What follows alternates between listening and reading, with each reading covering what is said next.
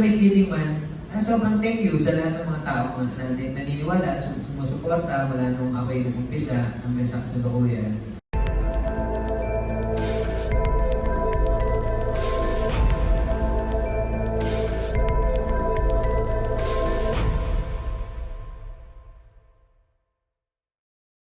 Siyempre, ikaw marami ka rin marami rin alam po fans, di ba? Kay ni Alex, di ba? So, paano naman ito na iba with your partnership with Alex? Yeah. Kasi po, kaya iba po to, yung Alempoy po, letter A po, tapos yung Ilpoy, letter K. Thanks. Second lang. Second lang. Eh po, sobrang iba kasi magkakaiba kasi sila eh. Lahat po ng mga nakakasama mo, ng mga lady, magkakaiba sila ng henerasyon. Wow! Magkakaiba sila ng individuality, something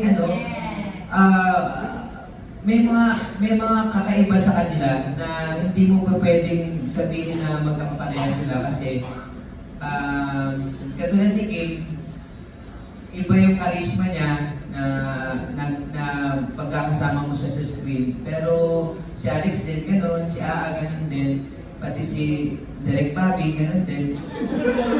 Ang daming magkakaiba po talaga silang Although komedyante ka sa natural sa'yo magpatawa, no? Pero most actors say na mas mahirap talaga magpatawa kaysa magpaiyak.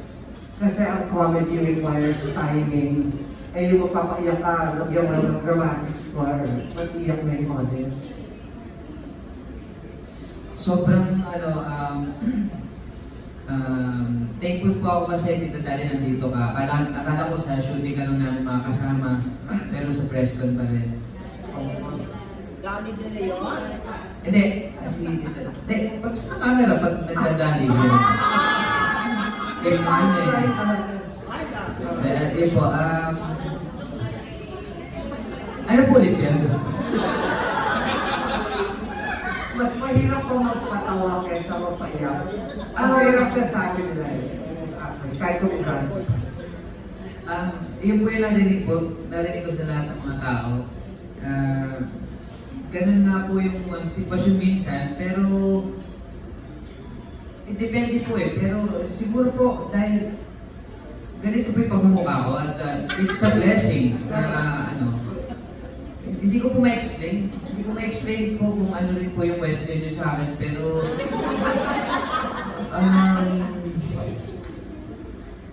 mahirap na masaya, na masarap na magpatawa.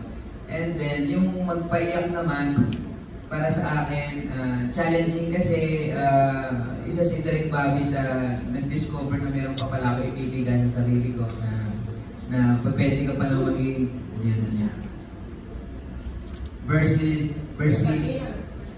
versatile actor.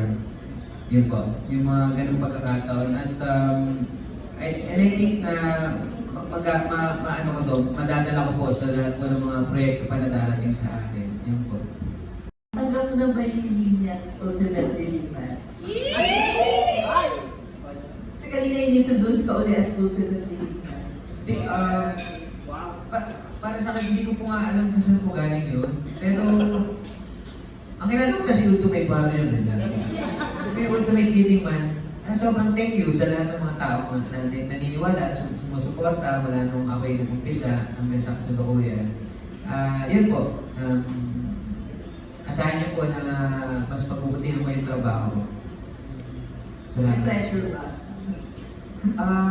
Wala po. Kasi po, lahat po ng mga proyekto na ginagawa ko is lagi kong iniisip na yung pang-araw-araw na buhay. Totoo, ganun lang naman enjoy mo lang lalo ng mga project mo, yung mga ginagawa mong trabaho. Kasi pag nagkaroon ka ng pressure, meron diyang tendency na maratan ka, something ganun, kabahan. Enjoy lang. Yun.